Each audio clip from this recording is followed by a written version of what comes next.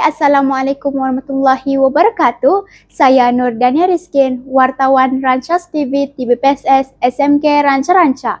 Hari ini saya berada di SMK Ranca-Ranca bagi membuat liputan program Bantuan Awal Persekolahan 2026.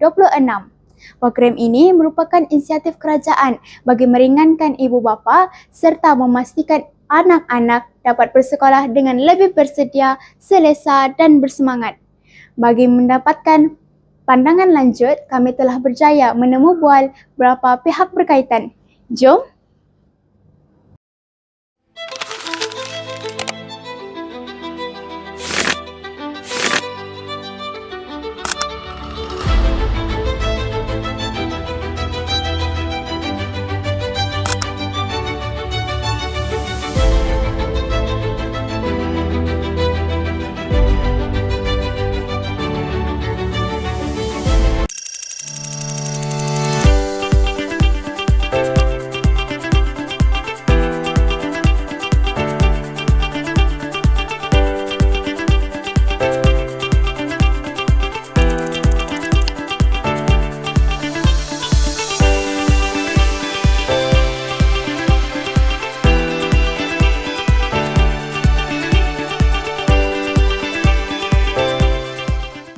Assalamualaikum Tuan Pengetua. Waalaikumsalam warahmatullahi taala wabarakatuh.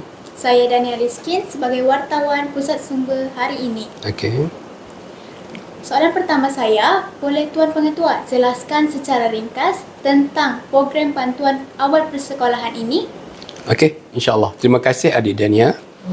Terlebih dahulu, marilah kita memanjatkan kesyukuran kepada Allah Subhanahu Wa Taala kerana pada hari ini seramai 563 orang murid SMK Ranca-Ranca yang akan menerima bantuan awal persekolahan.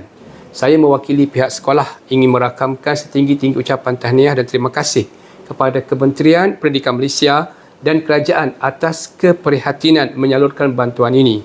Kita sedia maklum bahawa persediaan sesi akademik atau sesi persekolahan memerlukan belanja yang agak besar.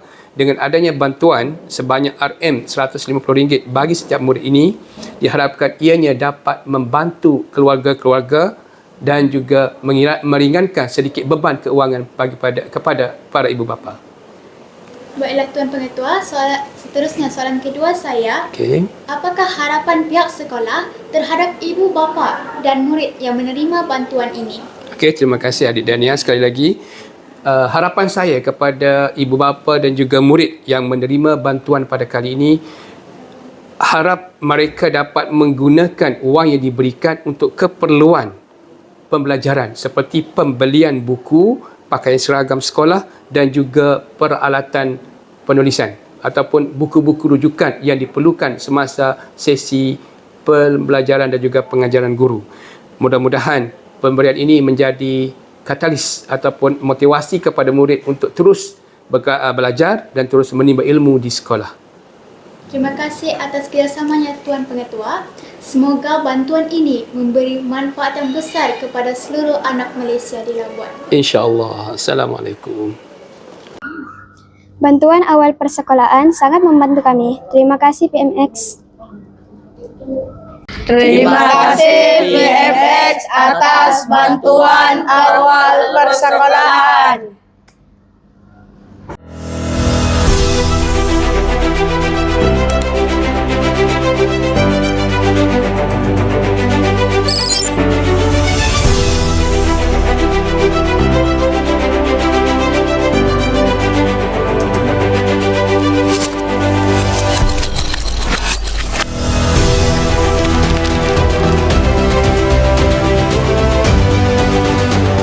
Secara keseluruhannya, program bantuan awal persekolahan ini telah membantu ibu bapa dan murid dalam menyediakan persediaan awal persekolahan. Program ini bukan hanya meringankan beban kewangan, tetapi menjadi cermin keperhatian pihak sekolah dan kerajaan dalam membantu kebajikan murid. Saya Nur Dania Rizkin melaporkan.